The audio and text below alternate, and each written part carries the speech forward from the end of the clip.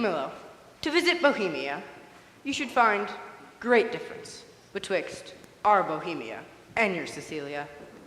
I think this coming summer, the King of Sicilia means to pay Bohemia the visitation which he justly owes him. Wherein our entertainment shall save us. We will be justified in our loves, for, indeed, we come out with such magnificence, in so rare, I know not what to say. We will give you sleepy drinks, that your senses, unintelligent of our insufficience, may, though they cannot praise us, as little accuse us. Cecilia cannot show himself overkind to Bohemia. They were trained together in their childhoods, and there rooted betwixt them then such an affection, which cannot choose but branch now. The heavens continue their loves. I think there's not in the world either malice or matter to alter it. You have an unspeakable comfort of your young Prince Mamilius. It is a gentleman of the greatest promise that ever came into my account.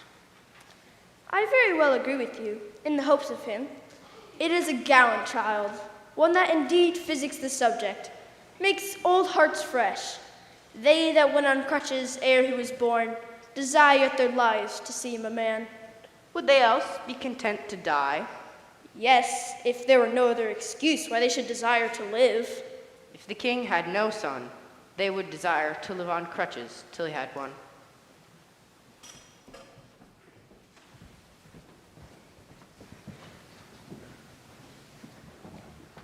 9 changes of the watery star hath been the shepherd's note, since we left our thrones without a burden.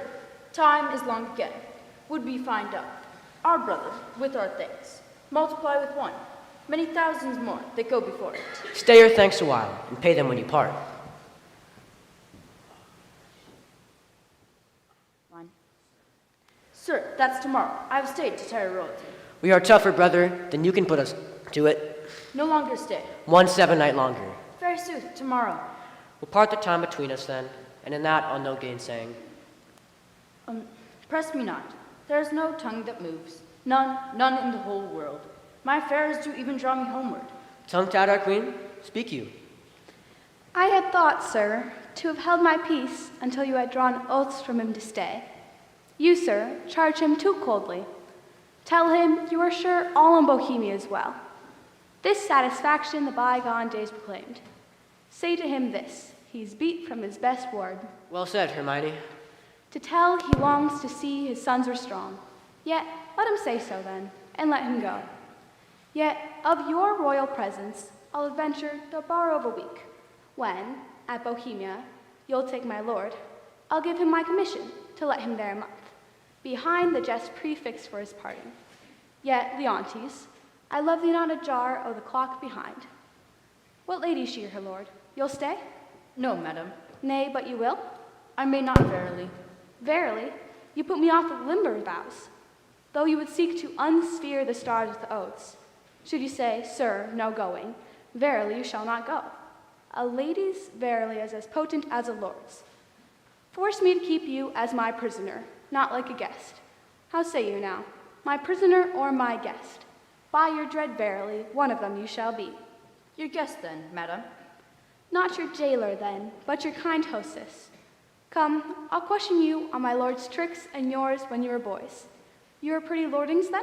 We were, fair queen, 2 lads that thought there was no more behind such a day tomorrow as today. Oh, to be boy eternal. Was not my lord the verier wag of the 2? We were as twinned lambs that did frisk in the sun. What we changed was innocence for innocence. We knew not the doctrine of ill-doing, nor dreamed that any did. Is he one yet? He'll stay, my lord. At my request, he would not. Hermione, my dearest, thou hast never spoken to better purpose. Never? Never once. What? Have I twice said well? When was it before? My last good deed was to entreat his stay. When was my first? Why, that was when I could get thee to open thy white hand. Then thou to utter, I'm yours forever. Why, lo you now, I've spoke to the purpose twice. The one forever earned a royal husband, the other for some while a friend. Too hot, too hot. To mingle friendship far as to be mingling bloods. My heart dances, but not for joy. This entertainment may a free face put on, but to be paddling palms and pinching fingers as now they are, and making practice smiles, as in a looking glass. Mamilius, art thou my boy? Yes, good, my What hast smutched thy nose? They say it is a copy out of mine. How now, you wanton calf? Art thou my calf? Yes, sir, They say we almost as like as eggs. Women say so. Thou will say anything but were they false. Yet, were it true to say this boy were like me, may it be, affection, thy intention stabs the center. Thou dost make possible things not so held. What means Cecilia? Something seems unsettled. What is it with you, best brother? You look as if you held a brow of much distraction. Are you moved, my lord? No, in good earnest. How sometimes nature will betray its folly. How now, brother? Are you so fond of your young prince as we do seem to be of ours? When at home, he's all my exercise, my mirth, my matter. He makes a July day, short as December, and with his varying childness, cures in me thoughts though thick my blood. So stands the squire office with me. Hermione, how thou lovest us, show on our brother's welcome. Let what is dear in Cecilia come cheap, next to thyself and mine. He's a parent to my heart. If you would seek us, we are yours in the garden. To your own bench dispose you, you'll be found, be you beneath the sky. Go to, go to. How she arms herself with the boldness of a wife to her allowing husband. Gone already, inch thick, knee deep, head over heels a forked one. Go play, boy, play. Thy mother plays, and I play too. But so disgraced depart, whose issue will hiss me to my grave. Go play, Mamilius, thou art an honest man. Camillo, this great sir will yet stay longer.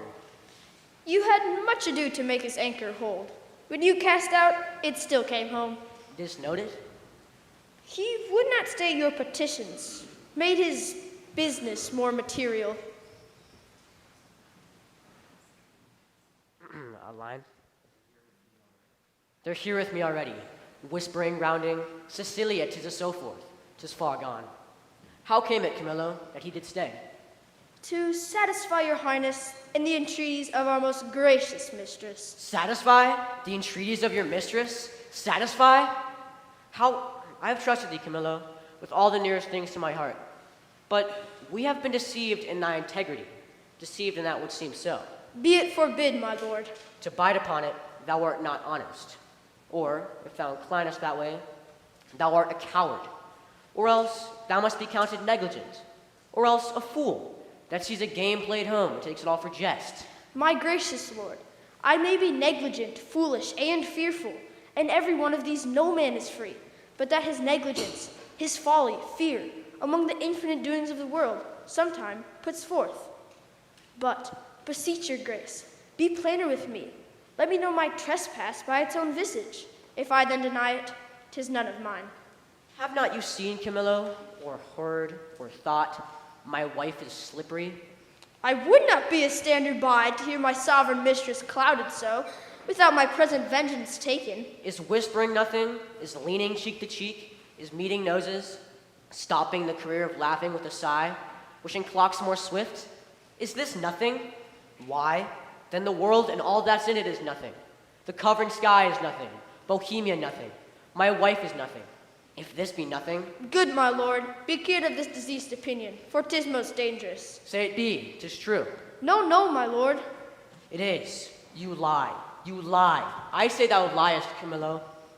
Were my wife's liver infected as her life, she would not survive the running of one glass. Who does infect her? Why, he that wears her like a medal, hanging about his neck, Bohemia. I, and thou as cupbearer, might bespice the cup, to give mine enemy a lasting wink, which dropped to me recording.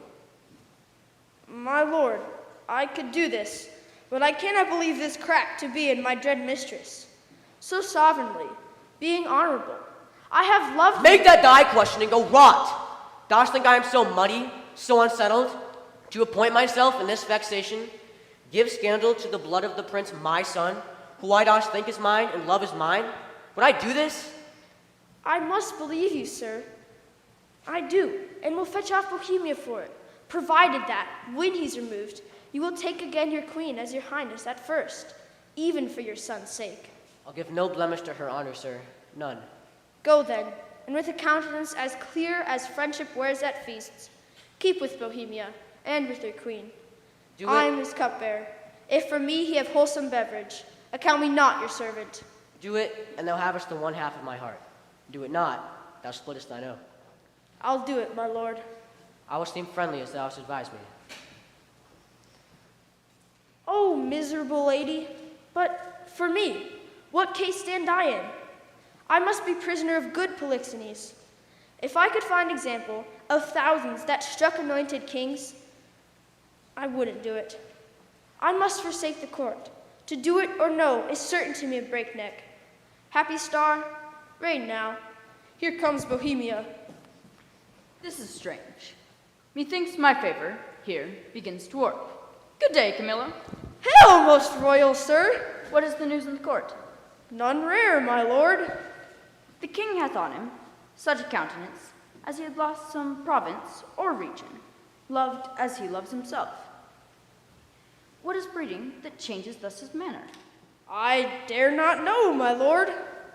How? Dare not? Do not? Do you know and dare not? Camilla, be intelligent. 'Tis thereabouts. There is a sickness which puts some of us in distemper, but I cannot name the disease, and it is caught of you that yet are well. A sickness, caught of me, and yet I well. Camilla, I conjure thee, that thou declare what innocency is this that is creeping towards me. I am appointed him to murder you. By whom, Camillo? By the king. For what? He thinks, nay, with all confidence he swears, that you have touched his queen forbiddenly.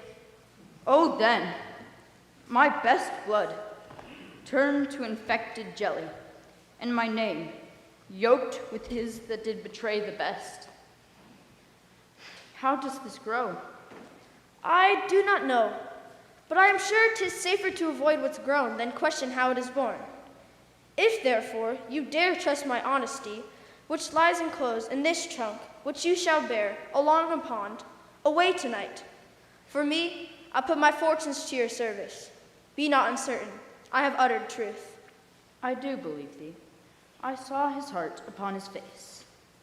My people are ready, and my ships did expect my departure 2 days ago. Come, sir, away.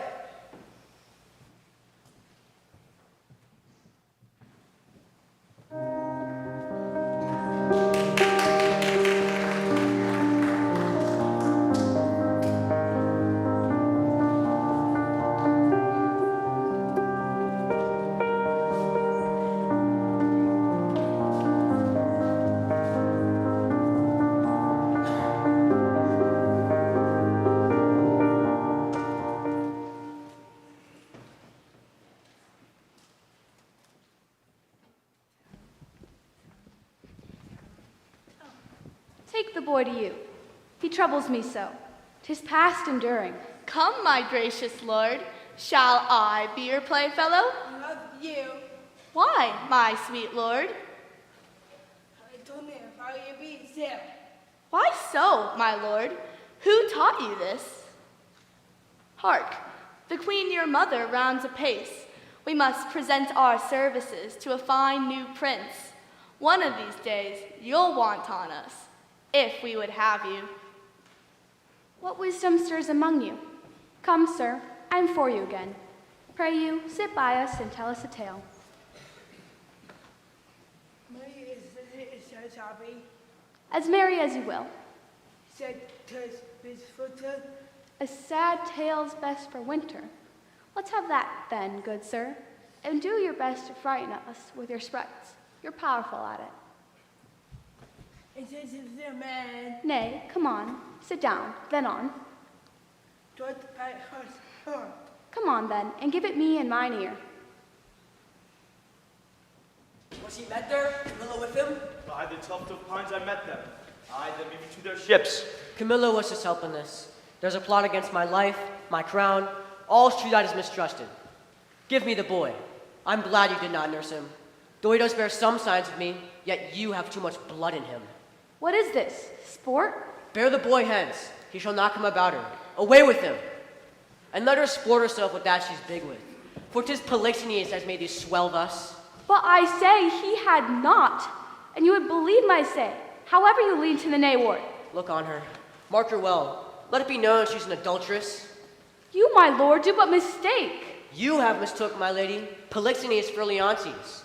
I have said she's an adulteress. I have said with whom. More, she's a traitor, and Camillo is a Confederacy with her. No, by my life, privy to none of this. How will this grieve you, when you shall come to clearer knowledge that you have thus published me? Gentle, my lord, you can scarce write me than to say you do but mistake. Away with her, to prison, and he who shall speak for her is afar off guilty, but that he speaks. Beseech your highness, my woman may be with me, for you see my plight requires it. Do not weep, good fools, for there is no cause. When you shall know your mistress has deserved prison, then abound in tears as I come out. Adieu, my lord. I never wished to see you sorry. Now I trust I shall. Go, do our bidding hence.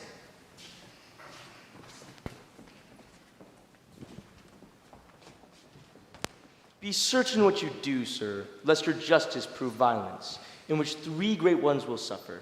Yourself, your queen, your son. What? Lack I credit? Or rather you did lack than I, my lord, upon this ground. And it would tempt me more if her honor true than your suspicion. Why, what need we commune with you of this? Our prerogative calls not for your counsel, but our natural goodness imparts this. Inform yourselves, we need not of your advice. And I wish, my liege, that you had in your silent line.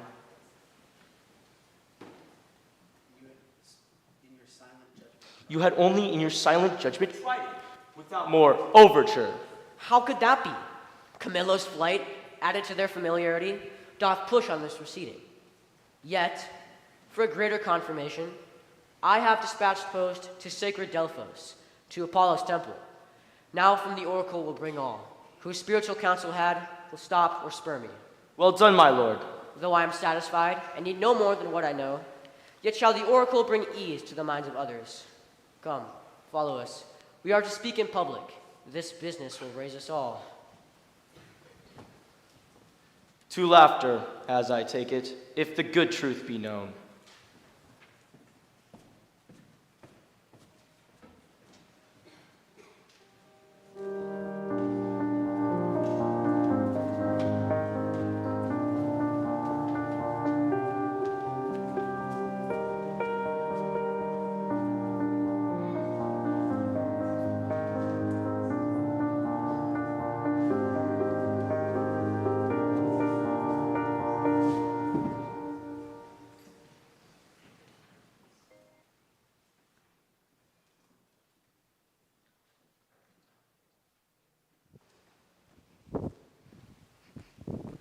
Dear gentlewoman, how fares our gracious lady?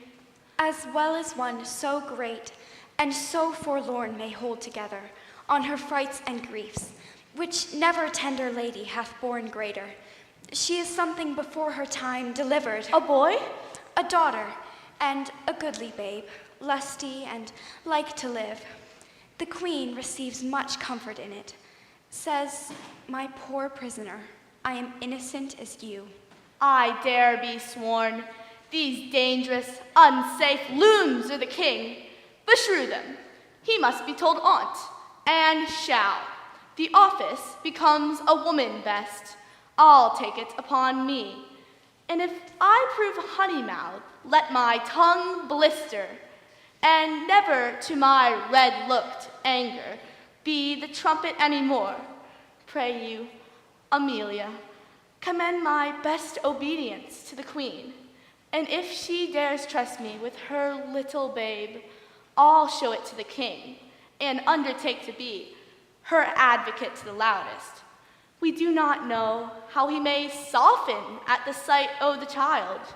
The silence, often of pure innocence, persuades when speaking fails. Most worthy madam, your honor and your goodness is so evident that your free undertaking cannot miss a thriving issue.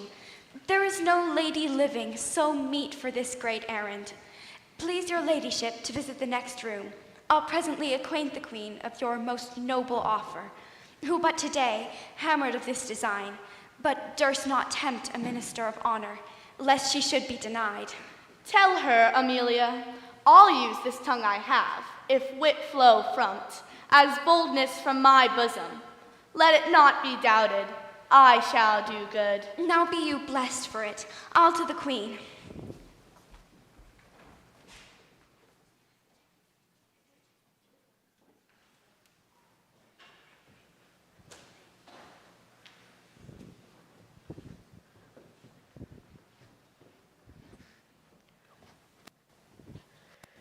Nor night, nor day, no rest. It is weakness to bear the matter thus, mere weakness. Say that you were gone, given to the fire, a moiety of my rest might come to me again. Who goes there? My lord. How does the boy? He took good rest tonight. 'Tis hope his sickness is discharged. Conceiving the dishonor of his mother, he straight declined, drooped, took it deeply, threw off his spirit, his appetite, his sleep, and downright languished. Fie, Camillo and Polixenes laugh at me. They make their pastime at my sorrow. They should not laugh if I could reach them. You must not enter. Fear you his tyrannous passion more, alas, than the queen's life? A gracious, innocent soul, more free than he is jealous. Madame, he hath not slept. Command none should come after him. Not so hot, good sir. I come to bring him sleep. I do come with words as medicinal, as true, to purge him of that humor that presses him from sleep. Away with that audacious lady. Good my liege, I beseech you, hear me, who profess myself your loyal servant, your physician, your most obedient counselor. I come from your good queen. Good queen. Good queen, I say good queen, and would by combat make her good, so were I a man, the worst about you. Force her hence. On mine own accord I'll off, but first I'll do my errand. The good queen, for she is good, hath brought you forth a daughter. Commends it to your blessing. Out, a mankind witch. Traitor, will you not push her out? I am none by this good light. Nor I, nor any but one that's here, and that's himself. The brat is none of mine. It is the issue of Polixenes. It is yours. Behold, although the print be little, very matter and copy of the father, eye, nose, lip, the pretty dimples of her chin and cheek, her smile, the very mold and form of her hand, nail, finger. A gross hag. Thou art worthy to be hanged. Once more, push her out. A most ungracious and unnatural lord can do no more. I'll have thee burnt. I care not. Something savors of tyranny that will, ignoble, make you, yea, scandalous to the world. On your allegiance, out of the chamber with her. I pray you, do not push me. I'll be gone. Look to your babe, my lord. 'Tis yours. Jove send her a better guiding spirit. My child? Away with it. Shall I live on to see this bastard kneel and call me father? Better burn it now than curse it then. But be it. Let it live. What will you adventure to save this brat's life? Anything, my lord. I will pawn the little blood which I have to save the innocent. Swear by this sword thou wilt perform my bidding. I will, my lord. We enjoin thee, that thou carry this female bastard hence, and that thou bear it to some desert and remote location, quite out of our dominion, and that there thou leave it, without more mercy, to its own protection and favor of the climate. Take it up. I will do this. though a present death would be more merciful. Come, poor babe. Some powerful spirit instructs the kites and ravens to be thy nurses.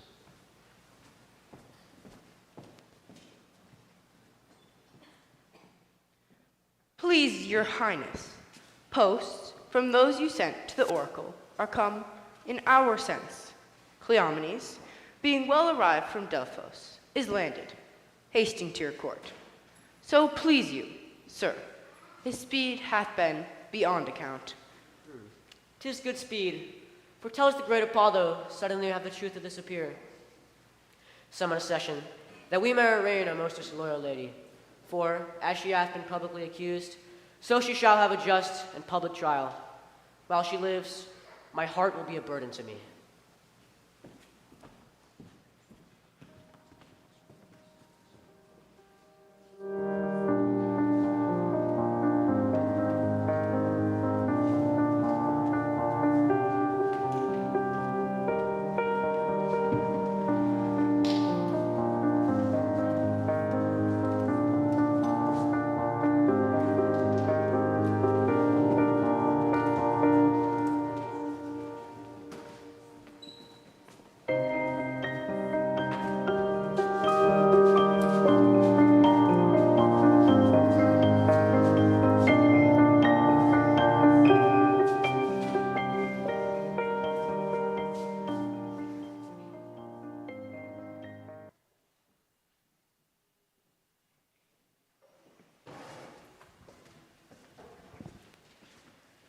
This sessions, with great grief we pronounce, the party tried the daughter of a king, our wife.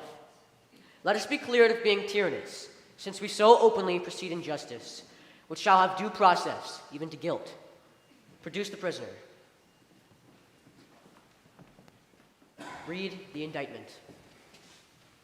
Hermione, Queen worthy Leontes, King of Sicilia, thou art accused of high treason, in committing adultery with Polixenes, King of Bohemia, and conspiring with Camillo to take away the life of our sovereign lord the king, thy royal husband.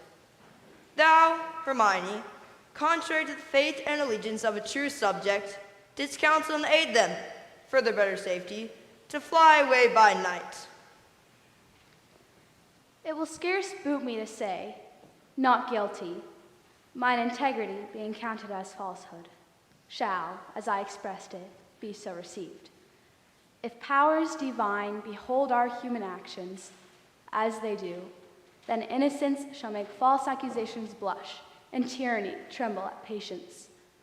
You, my lord, best know, my past life has been as chaste, as true, as I am now unhappy. How I was in your grace, how merited to be so. I appeal to your conscience, sir, before Polixenes came to your court. Since he came, if one jot beyond the bound of honor, or an axe, or will that way inclining, hardened be the hearts of all that hear me, and my nearest kin cry fie upon my grave. You will not own it. For Polixenes, with whom I am accused, I do admit I loved him as an honor he required, with a love even such as yourself commanded, which not to have done, I think, had been in me. Now, for conspiracy, I know not how it tastes. All I know is that Camillo was an honest man, and why he left your courts, the gods themselves, wotting no more than I, are ignorant. You knew of his departure. Sir, you speak a language I understand not. As you were past all shame, so past all truth. For as thy brat hath been cast out, no father owning it, so that thou shalt deal our justice, in whose easiest passage look for no less than death. Sir, spare your threats. To me can life be no commodity. The crown and comfort of my life, your favor, I do give lost, for I do feel it gone, but know not how it went. My second joy, and first fruits of my body, from his presence I am barred, like one infectious. My third joy is from my breast, haled out to murder, myself on every post proclaimed a trumpeter. Now, my liege, tell me what blessings I have here alive, that I should fear to die? I refer myself to the oracle. Apollo, be my judge. This your request is altogether just. Therefore bring forth, and in Apollo's name, his oracle. You here shall swear upon this sword of justice that you, Cleomenes, have been at Delphos, and from thence have brought the sealed oracle by the hand delivered of great Apollo's priest, and that, since then, you have not dared to break the holy seal, nor read the secrets in. All this I swear.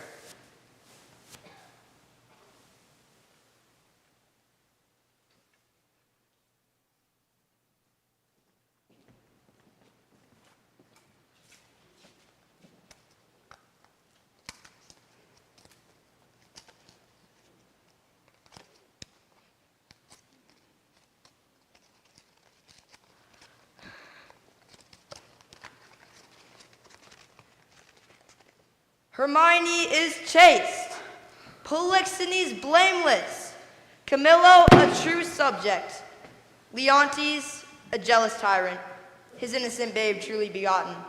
The king shall live without an heir, if that which is lost be not found. Blessed be the great Apollo. There's no truth at all in the oracle. The session shall proceed. This is mere falsehood.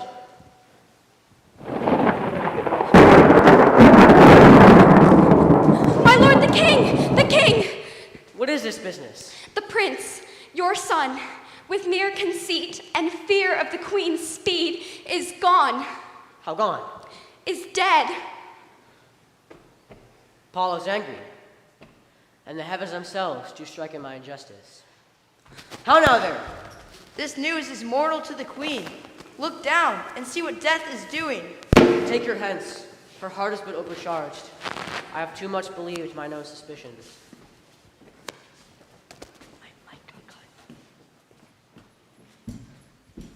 Apollo, forgive my great profaneness against thine oracle. I'll reconcile me to Polixenes, new woo my queen, recall the good Camillo, whom I proclaim a man of truth, of mercy. How he glisters through my rust, and how his pity does my deeds make the blacker. What studied torments, tyrant, hast for me? What wheels, racks, fires? What flaying, boiling, and leads or oils? What old or newer torture must I receive, whose every word deserves to taste of thy most worst? That thou betrayed Polixenes, 'twas nothing, that did but show thee of a fool. Nor was it much, thou wouldst have poisoned the good Camillo's honor, to have him kill a king. Nor is directly laid to thee the death of the young prince, but the last, the queen, the sweetest, dearest creature's dead. I say she's dead, I'll swear it. If word nor oath prevail not, go and see. But, O thou tyrant, take to thee nothing but despair. Go on, go on. Thou canst not speak too much. I have deserved all tongues to speak their bitterest. Prithee, bring me to the dead bodies of my queen and son. One grave shall be for both. Once a day, I will visit the chapel where they lie, and tears shed there shall be my recreation. Come, and lead me unto these sorrows.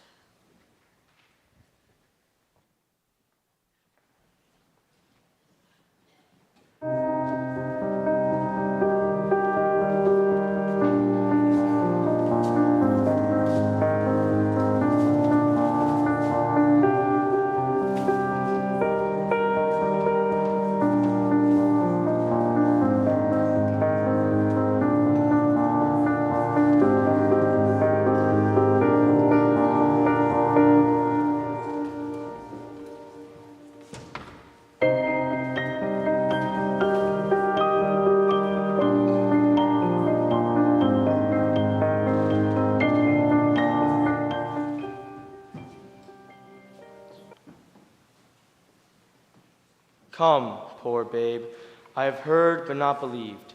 The spirits, o the dead, may walk again. If such thing be thy mother, appeared to me last night, for ne'er was dream, so like awakening. To me comes a creature, sometimes her head a one side, some another.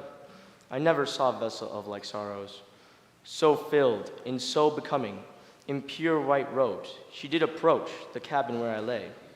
thrice bowed before me, and gasping to start some speech, her eyes, two spouts, fury spent, anon, and escaping from her said, Good Antigonus, since fate, against thy better disposition, hath made thy persons the thrower out of my poor babe, places remote enough from Bohemia, there weep and leave it crying, and as for the child, count it lost forever, perdita.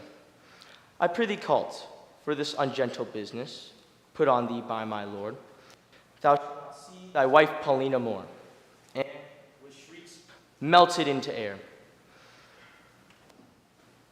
I did in time collect myself, and thought this was so in no slumber.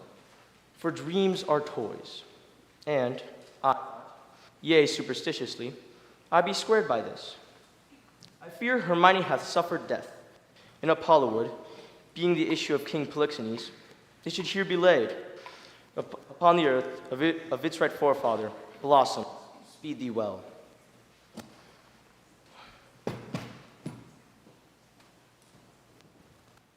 There lie, and there thy character, there these, which may, if fortune please, breed thee pretty, and still rest thine.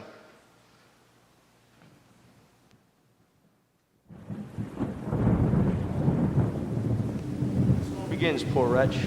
As for your mother's fault, you're exposed to loss. Weep I cannot, but my heart bleeds. Almost accursed am I to be enjoined to this business. Farewell. The day frowns more and more. Thou would want to have a lullaby too rough. I never saw the heavens so dim by day. A savage clamor, if I not be aboard. This is a chase. I am gone forever.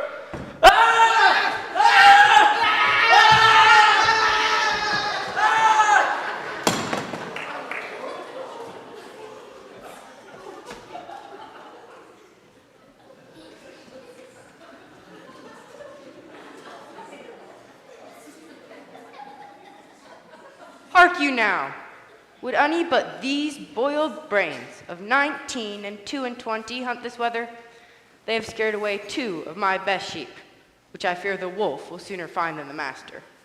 If anywhere I have them, 'tis by the seaside, browsing of ivy. Good luck, and it be thy will what we have here. Mercy on's, a barn, very pretty barn. A boy or a child, I wonder. A pretty one. A very pretty one. Sure some scape. Though I am not bookish, yet I can read waiting gentlewoman in the scape. This has been some stair work, some trunk work, some behind door work.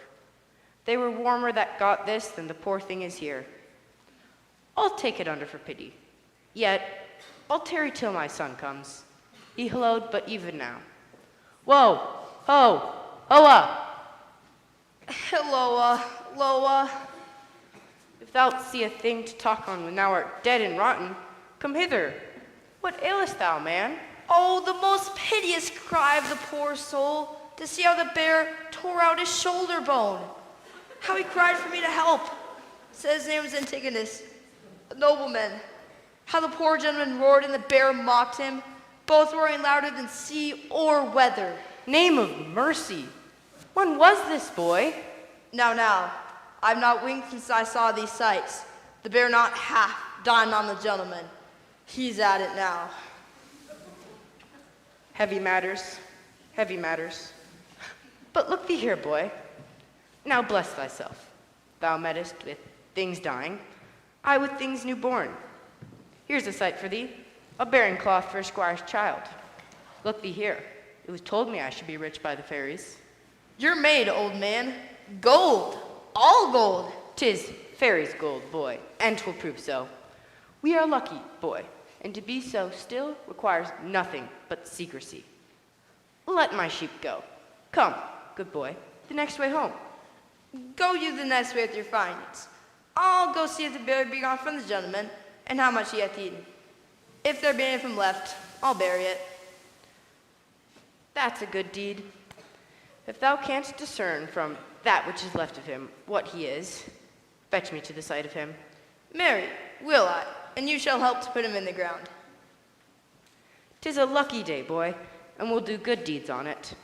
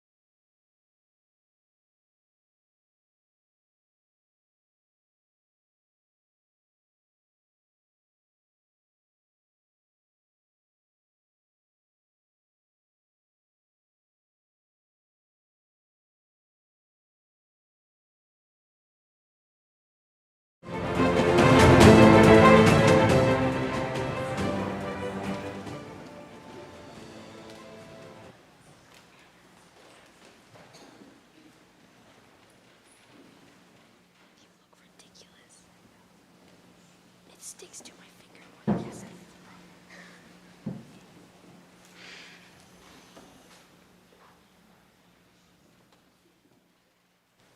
I, in the name of time, take upon me to use my words. Imputed not a crime to me or my swift passage, that I slide o'er 16 years and leave that wide gap or that growth untried. Since it is in my power to o'erthrow law, and in one self-born hour to plant or overwhelm custom. Let me pass the same as I am, ere ancient order was or what is now received. I witness to the times that brought them in, so shall I do, now reigning, and make stale the glistering present, as my tale now seems to it. Your patience this allowing, I turn my glass, and give my scene such growing, as you have slept between. Leontes leaving, the effects of his fond jealousy so grieving, that he shuts himself up. Imagine me, gentle spectators, now in fair Bohemia. And remember well, I mentioned a son o' the king's, which Florizel I now name to you, and with speed so pace, to speak of Perdita, now grown in grace, equal with wondering what of her ensues. I list not prophecy, but let time's news be known when 'tis brought forth. A shepherd's daughter, yet what to her adheres which follows after? In the argument of time, of this allow, if ever you have spent time worse ere now, if never, then time herself doth say, she wishes earnestly you never may.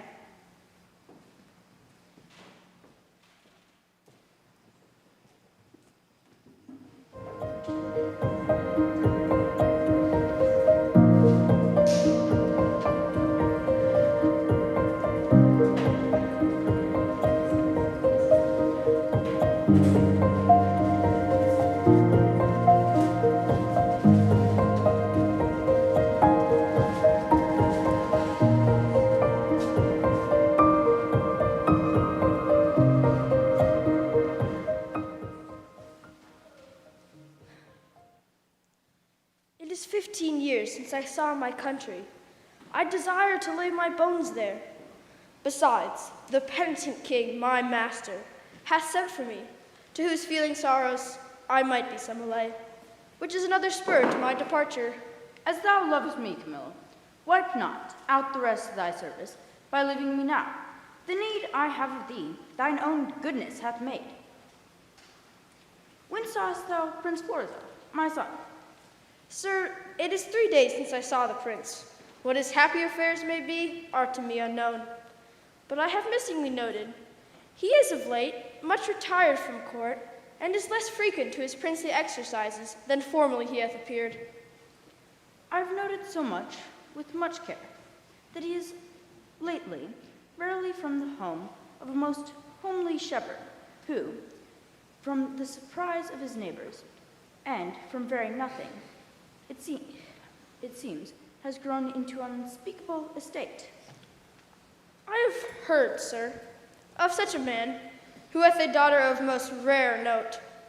The report of her is extended more than can be thought from such a cottage.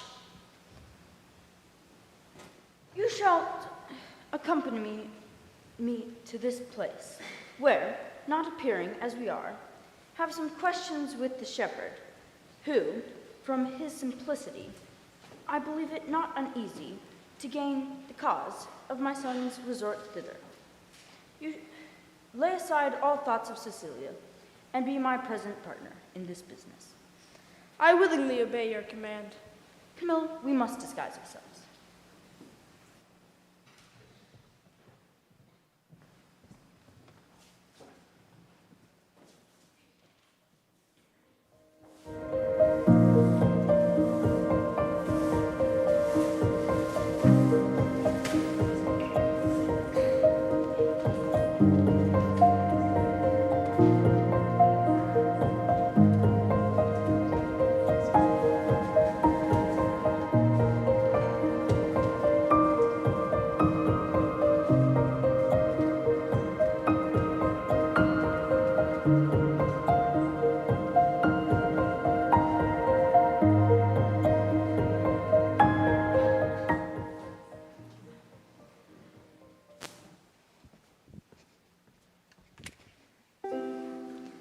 daffodils begin to peer, with high the doxy over the dale. Why then comes in the sweet of the year, for red bud reigns in the winter's pale. But shall I mourn for that, my dear? The pale moon shines tonight, and when I wander here and there, I then do most go right. If tinkers may have leave to live, and bear the soul-skin budget, then my accounts I well may give, and in the stocks avouch it. My father named me Autolycus, who, being as I am, littered under Mercury, was likewise a snapper up of unconsidered trifles. I have served Prince Florizel, and in my time wore 3 pile, but now I'm out of service.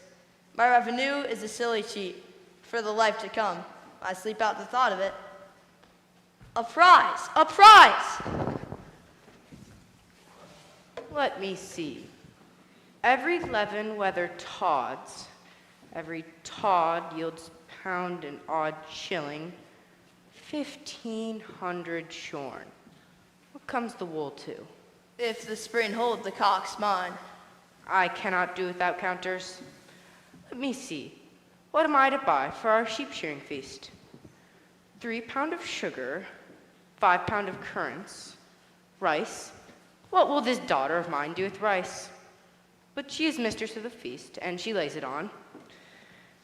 I must have saffron to color the Warden pies, mace, dates, none. That's out of my note. Nutmeg, 7. A race or 2 of ginger, but that I may beg. 4 pounds of prunes, and as many of raisins of the sun. Oh, that I ever was born! Oh, help me! Help me! Pluck up these rags and then death! Death!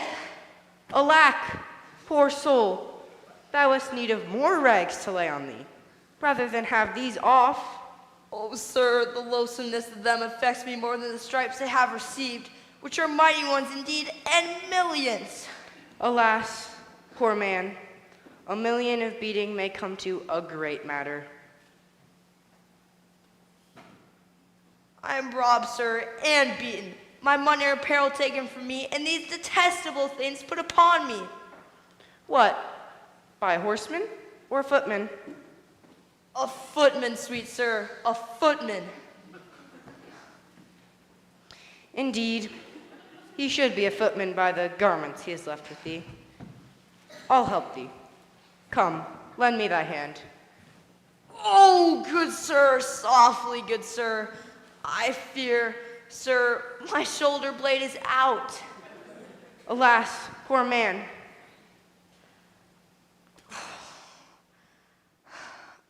Oh, sir, help me, help me. How now? Can't stand? Softly, dear sir, good sir. You have done me charitable service. Dost lack any money? I've a little for thee.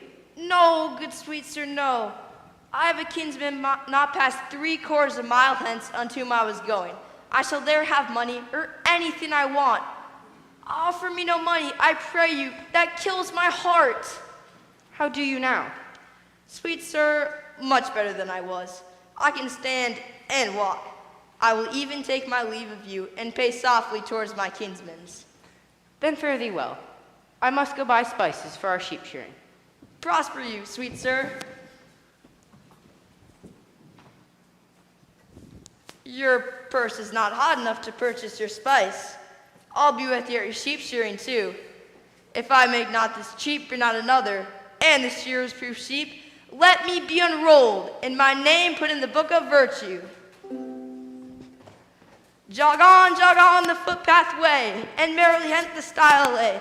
A merry heart goes all the day. Your sad tires in a mile lay.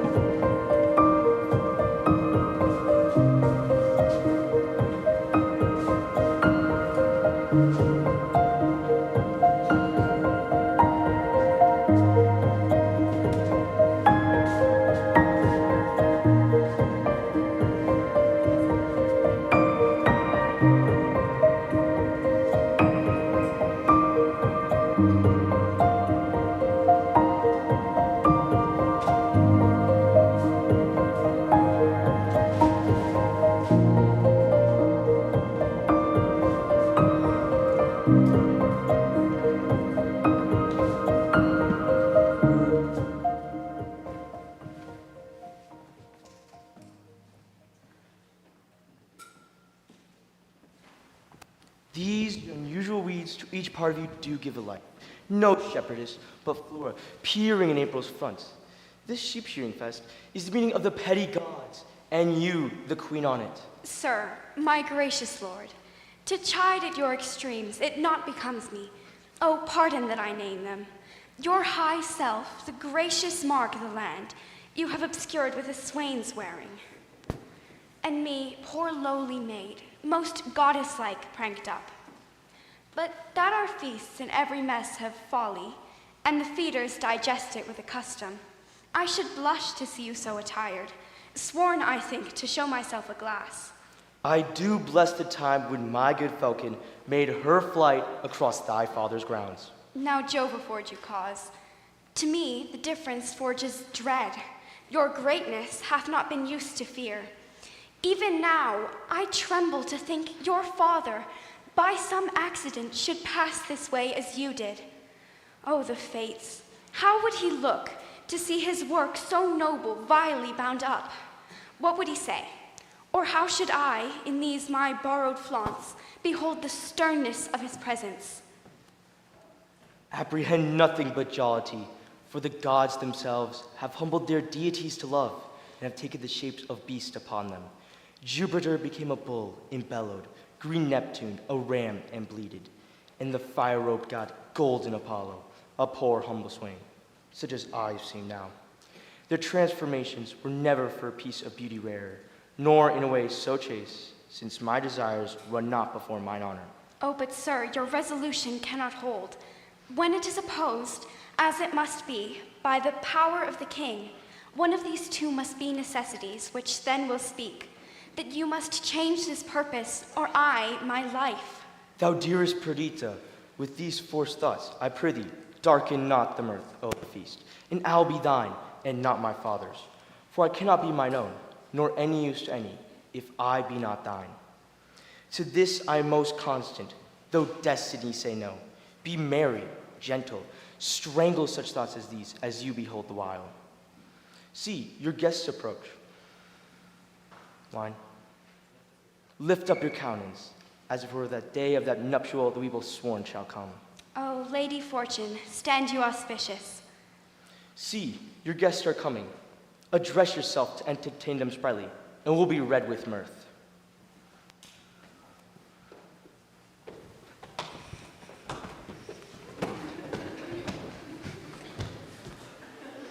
Fie, daughter. Pray you, bid these unknown friends to us welcome. Come, quench your blushes, and present yourself that which you are, mistress of the feast. Come on, and bid us welcome to your sheep shearing, as your good flock shall prosper. Sir, welcome. You're welcome, sir. Reverend sirs, for you there's rosemary and rue. These keep seeming and savor all the winter long. Grace and remembrance be to you both, and welcome to our shearing. Shepherdess, a fair one are you. I should leave grazing where I have your flock, and only live by gazing. Out, alas! You'd be so lean that blasts of January would blow you through and through. Now, my fairest friend, I would I had some flowers of the spring that might become your time of day.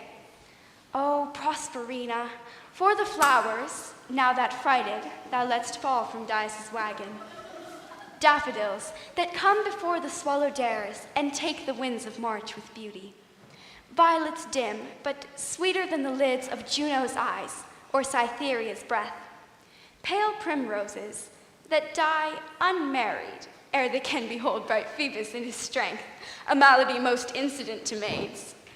Bold oxlips and the crown imperial, lilies of all kinds, the flower de luce being one. Oh, these I lack to make you garlands of, and my sweet friend, to strew him o'er and o'er. Come, come, our dance. I pray you, your hand, my Perdita. This is the prettiest, low-born lass that ever ran the green sward. Nothing she does but something smacks of something greater than herself. Too noble for this place. Good sooth, she is the queen of curds and cream. Come, strike up. Music.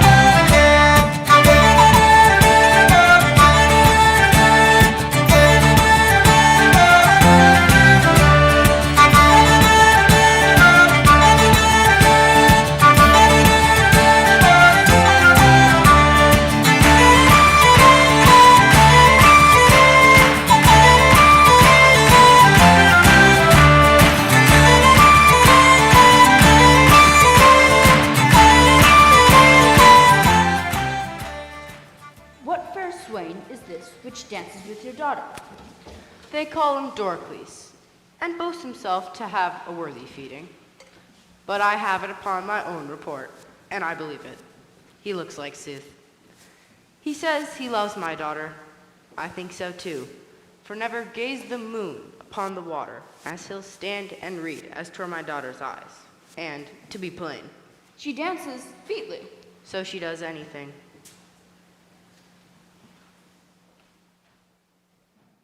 Loves as sweet as damask roses, mask for faces and for noses, bugle bracelet, necklace amber, perfume for a lady's chamber.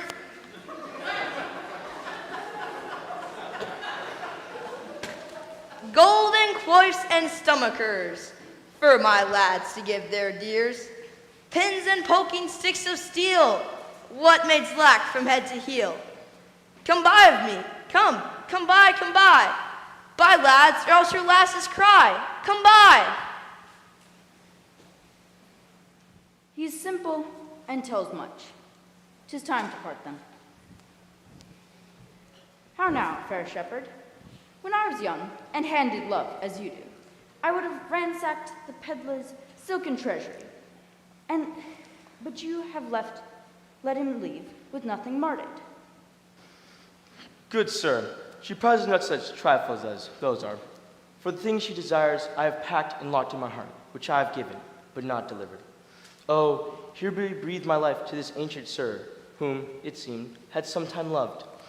I take this hand, thy hand, as soft as dove's down. Let me hear it. Do, and be witness to it. And this, my neighbor too.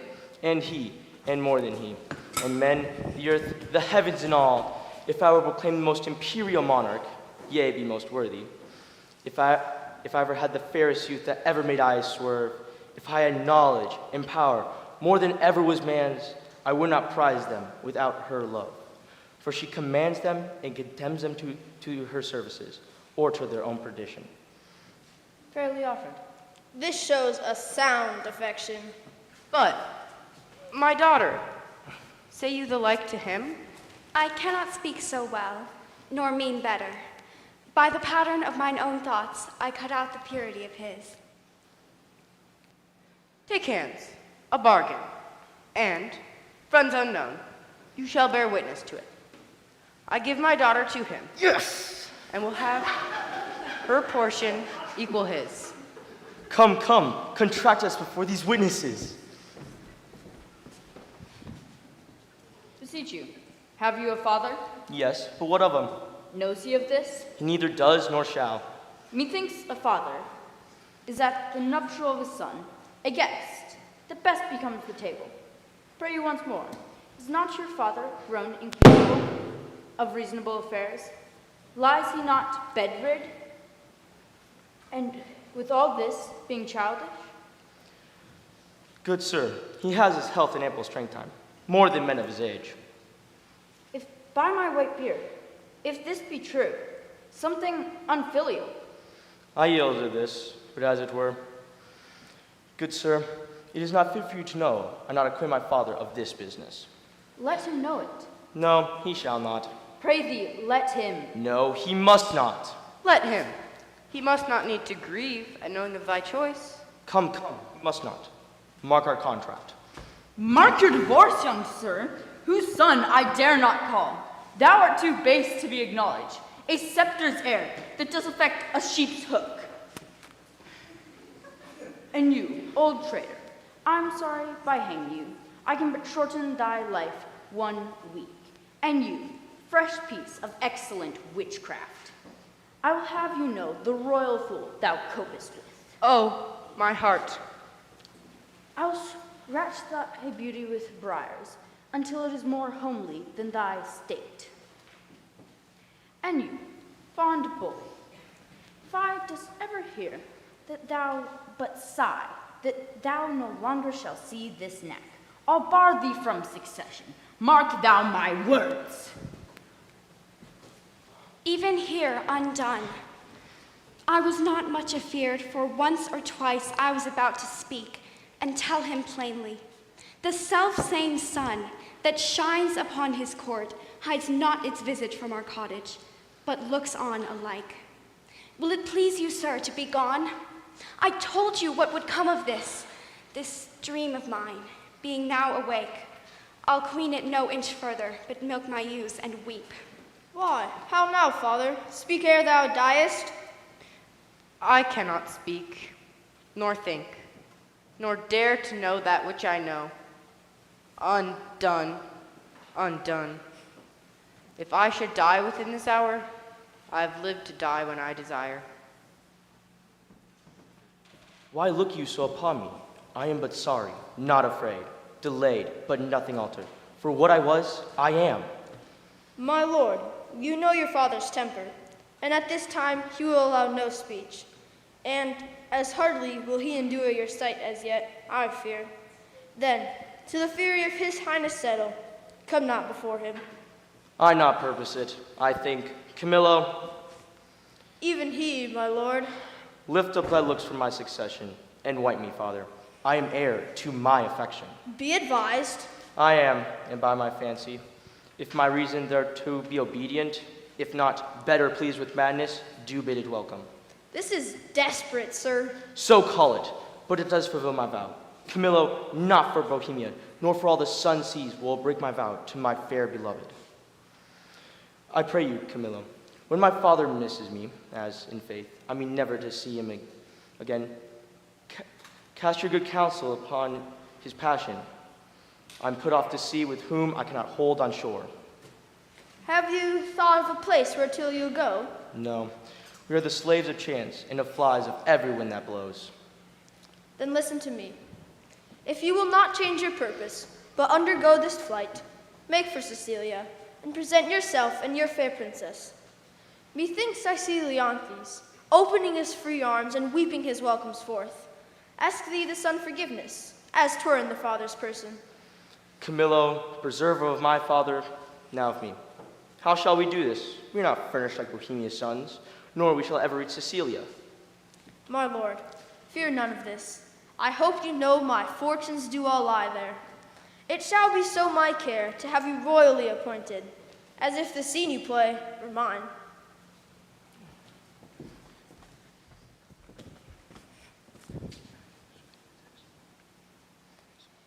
Ha ha, what a fool honesty is, and trust his sworn brother, a very simple gentleman. I have sold all my trumpery, not a counterfeit stone, not a ribbon, glass pomander, brooch, table book, ballad, knife, tape, glove, shoe tie, bracelet, horn ring, to keep my pack from fasting. They throng who should buy first, as if my trinkets had been hallowed. I picked and cut most of their festival purses. Who have we here? We'll make an instrument of this. If they have already now, why, hanging. How now, good fellow? Why shakest thou so? Fear not, man. Here's no harm intended to thee. I am a poor fellow, sir. Why be so still?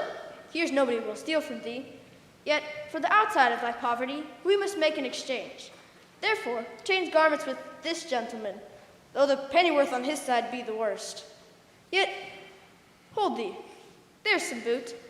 I'm a poor fellow, sir. Nay, prithee, dispatch. This gentleman is half flayed already. Are you in earnest, sir? Dispatch, I prithee. Unbuckle, unbuckle. Fortunate mistress, take your sweetheart's hat and pluck it over your brows. Muffle your face, dismantle you, and, as you can, disliken the truth of your own seeming. I see the place so lies that I must bear a part. Have you done there? If I were to see my father, he would not call me son. Nay, you shall have no hat. Come, lady, come. Farewell, my friend. Adieu, sir. Fortune speed us, Camillo, to the seaside. The swifter speed, the better. What I do next shall be to tell the king of this departure, and whither they are bound. Wherein my hope is I shall so prevail to force him after, in whose company I shall reveal Cecilia, for whose sight I have a woman's longing. I see this is a time that the unjust men doth thrive. What an exchange had this been without boot? What boot is here with this exchange? Sure the gods do this year connive at us. The prince himself is about a piece of iniquity, stealing away from his father with his clog at his heels. If I thought it were a piece of honesty to acquaint the king withal, I would not do it. I hold it the more knavery to conceal it, and therein am I constant to my profession.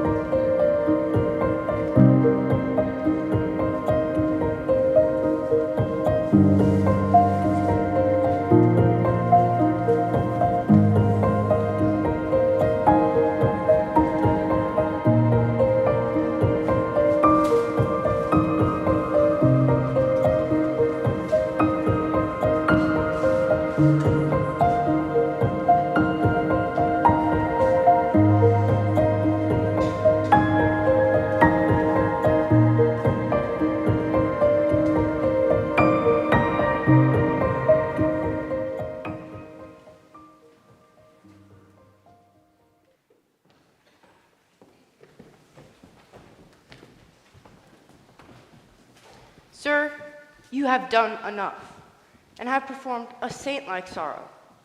No fault could you make which you have not redeemed. Indeed, paid down more penitence than trespass. At the last, do as the heavens have done. Forget your evil. With them, forgive yourself. Whilst I remember her and her virtues, I cannot forget my blemishes in them, which was so much that ereless it hath made my kingdom, and destroyed the sweetest companion that man ever bred his hopes out of. True, too true, my lord. If one by one you wedded all the world, she you killed would be unparalleled. Killed. She I killed. I did so, but thou strikest me sorely to say I did. It is as bitter upon thy tongue as in my thought. Not at all, good lady. You might have spoken 1,000 things, which had done the time more benefit and graced your kindness better. There is none worthy respecting her that's gone. Besides, the gods will have fulfilled their secret purposes. For has not the divine Apollo said that King Leontes shall not have an heir till his lost child be found? Care not for issue, the crown will find an heir. Good Paulina, who hast the memory of Hermione in honor. Oh, that ever squared me to thy counsel. Then, even now, I might have looked upon my queen's full eyes. I'll have no other wife, Paulina. Will you swear never marry but by my free leave? Never, Paulina, so be blessed, my spirit. Then, good my lords, bear witness to his oath. You tempt him overmuch. Unless another, as like Hermione, as her picture, affront his eye, Good madam. I have done. Yet if my lord will marry, if you will, sir, no remedy but you will. Give me the office to choose you a queen. She shall not be so young as was your former, but she shall be such as walked your first queen's ghost. It should take joy to see you in her arms. Good Paulina, we shall not marry till thou battest us. That shall be when your first queen's den in breath, never till then.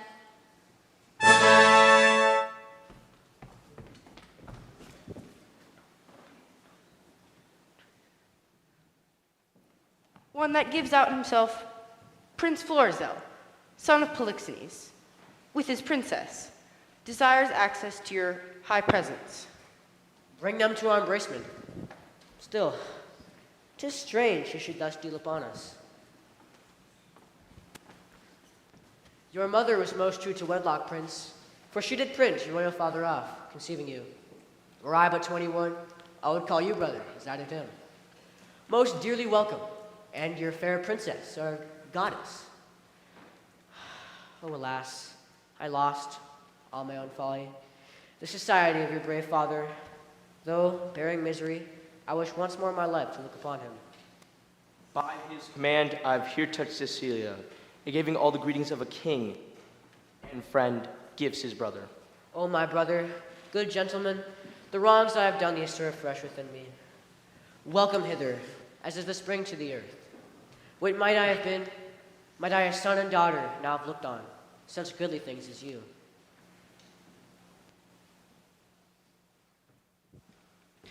Please you, great sir, Bohemia greets you from himself, by me, and desires you to attach his son, who has his dignity and duty both cast off, fled from his father, from his hopes, and with the shepherd's daughter.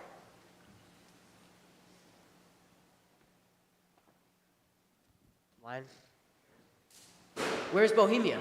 Speak. Here in your city, I now came from him, in the chase, it seems, of this fair couple. Camillo has betrayed me. Who? Camillo? Camillo, sir, I spake with him, who now has these poor men in question. Never saw I wretches so quake. Bohemia stops his ears, and threatens them with diverse deaths in death. Oh, my poor father, the heavens set spies upon us, will not have our contract celebrated.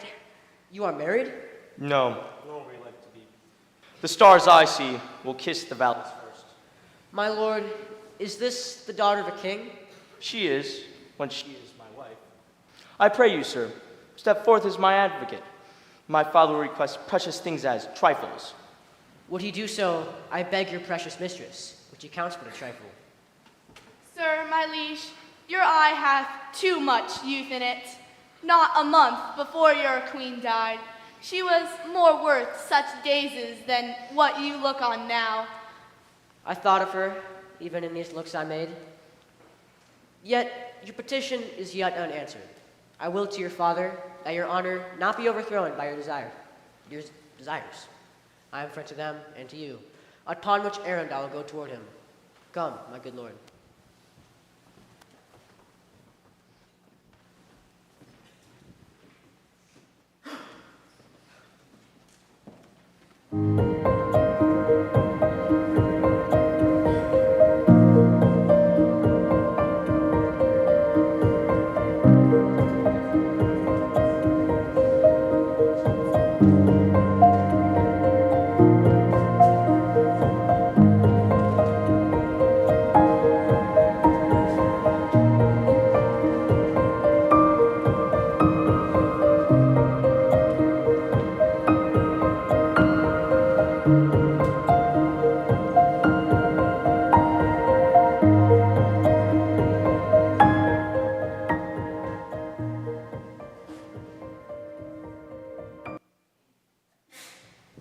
Beseech you, sir, were you present at this relation? I was, by at the opening of the fardell, heard the old shepherd deliver the manner how he found it, whereupon, after a little amazingness, we were all commanded out of the chamber. Only this methought I heard the shepherd say how he found the child. I would most gladly know the issue of it. I make a broken delivery of the business, but the changes I perceived in the king were very notes of admiration. They seemed almost, with staring on one another, to tear their cases of the eyes. But the wisest beholder could not say if the importance were joy or sorrow. Here comes a gentleman that happily knows more. The news, Rogero. The oracle is fulfilled. The king's daughter is found. Such a deal of wonders has broken out within this hour that the ballad makers cannot be able to express it. This news, which is called true, is so like an old tale that the verity of it is in strong suspicion. Has the king found his heir? Must do. The mantle of Queen Hermione's, her jewel about the neck of it, the letters of Antigonus found with it, which they know to be his character, the majesty of the creature and resemblance of the mother, the affection of nobleness which nature shows above her breeding, and many other evidences proclaim her with all certainty to be the king's daughter. Our king, being ready to leap out of himself for joy of his found daughter, alas, if that joy were now become a loss, cries, "O thy mother, thy mother," then asks Bohemia forgiveness, then embraces his son-in-law. Now he thanks the old shepherd, which stands by like a weather-bitten conduit of many kings' reigns. I have never heard of such another encounter. What, pray you, became of Antigonus, that carried hence the child? He was torn to pieces with a bear. This avouches the shepherd's son, who has not only his innocence, which seems much, to justify him, but a handkerchief and rings of his that Paulina knows. But oh, the noble combat that twixt joy and sorrow was fought in Paulina. She had one eye declined for the loss of her husband, another elevated that the oracle was fulfilled. She lifted the princess from the earth, and so locked her in embracing, as if she would pin her to her heart, that she might no more be in danger of losing.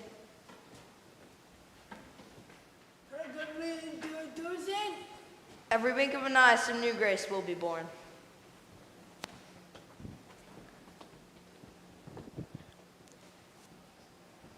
Here comes what I have done to against my will, and already appearing in the blossoms of their fortune. You are well met, sir. You denied to fight with me this other day because I was no gentleman born. See you these robes? Say you see them not, and think me still no gentleman born? You are best say, these robes are not gentleman born. Give me the lie. Do, and try whether I'm not now a gentleman born. I know you're now, sir, a gentleman born. I, and have been so any time these 4 hours. I was a gentleman born before my father, for the king took me by the hand and called me brother. Then the 2 kings called me father. Then the prince my son, and the princess my daughter called me father. And so we wept. And there was the first gentleman-like tears that ever we shed. I humbly beseech you, sir, to pardon me all the faults I committed to your worship, and to give me your good report to the prince my master. I'll swear to the prince thou art as honest a true fellow as any in Bohemia. Let Boris and Franklin say it, all swear it. If it ne'er be so false, a true gentleman may swear on the behalf of his friend. And I'll swear to the prince thou art a tall fellow of thy hands. But I know thou art no tall fellow of thy hands. But I'll swear it, and I would thou wouldst be a tall fellow of thy hands. I will prove so, sir, to my power. I, by any means, prove a tall fellow. Hark, the kings and princes, our kindred, are going to see the queen's picture. Come, follow us. We'll be thy good masters.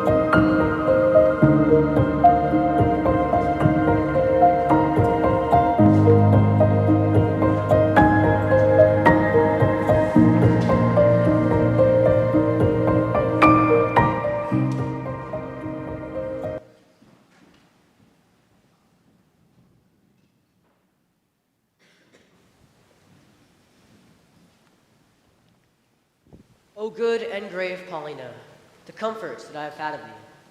But we have not yet seen the statue of our queen.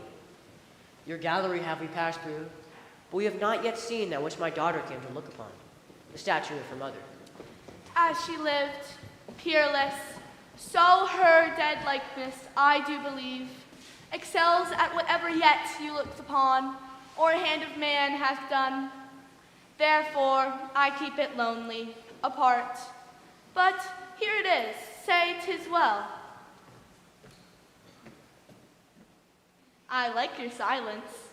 It, the more, shows off your wonder. But yet, speak. First you, my liege. Comes it not something near? Her natural posture. Chide me, dear stone, then I may say indeed thou art Hermione. But yet, Paulina, Hermione was not so much wrinkled. Nothing so aged as this seems. So much the more our carver's excellence, which lets go by some 16 years, and makes her as she lived now. Oh, thus she stood, even with such life of majesty. I'm ashamed. Does the stone not rebuke me for being more stone than it? And do not say 'tis superstition that I kneel and implore her blessing. Lady, dear queen, that ended when I but began, give me that hand of yours to kiss. Oh, patience! The statue is but newly fixed. The color is not dry. Shall I draw the curtain? Do not draw the curtain. No longer shall you gaze on it, lest your fancy may think anon it moves. Let be, let be. Would I were dead, but that methinks already. See, my lord, would you not deem it breathed, and that those veins did verily bear blood? Masterly done. The very life seems fresh upon her lips. The fixture of her eyes motion in it, as we are mocked with art. If you can no, wait. Line. I'll draw the curtain. My lord's almost so far transported, he'll think anon it lives. Oh, sweet Paulina, no settled senses of the world can match the pleasure of that madness. Let it alone. I am sorry, sir, I have thus far stirred you, but I could afflict you farther. Do, Paulina, for no settled sense, for this affliction is as sweet as any cordial comfort. Still, methinks, there's an air comes for her. What fine chisel could ever yet cut breath? Let no man mock me, for I will kiss her. Good, my lord, forbear. The ruddiness upon her lip is wet. You'll mar it if you kiss it. Shall I draw the curtain? No, not these 20 years. So long could I stand by, a looker on. If you can behold it, I'll make the statue move indeed. Descend, and take you by the hand. But then you'll think, I'm assisted by wicked powers. What you can make her do, I'm content to look on. It is required of you, you do awake your faith. Music, awake her, strike.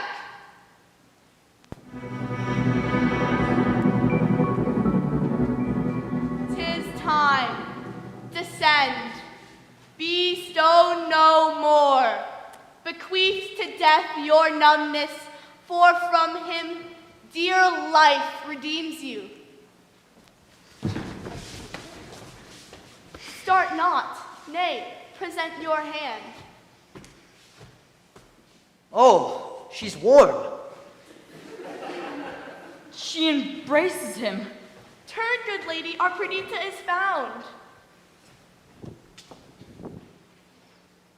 O you gods, look down from your sacred vials and pour your graces upon my daughter's head. Tell me, mine own, where hast thou been preserved? Where lived? How found thy father's court? Go together, you precious winners all. Your exaltation partake to everyone. Oh, sweet Paulina, lead us from hence, where we may leisurely each one demand an answer to his part, performed in this wide gap of time, since first we were dissevered.